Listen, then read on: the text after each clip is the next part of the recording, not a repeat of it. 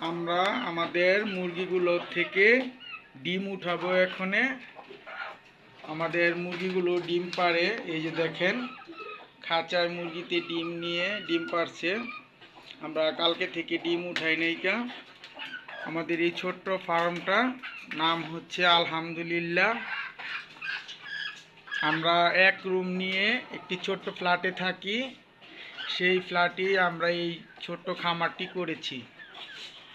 আর আমাদের খামারে 8টা মুরগি আছে। আমরা দেশি মুরগি পালন করি প্রাকৃতিক খাবার দিয়ে। ইনশাল্লাহ আমরা এই খামার করে ইনশাল্লাহ খুব ভালো ফলাফল পেয়েছি। আপনারাও ঘরে বসে না থেকে প্রাকৃতিক উপায়ে দেশি মুরগি পালন করে দেশ ও জাতির কল্যাণে নিজেকে নিয়োজিত রাখুন। আসসালামু আলাইকুম।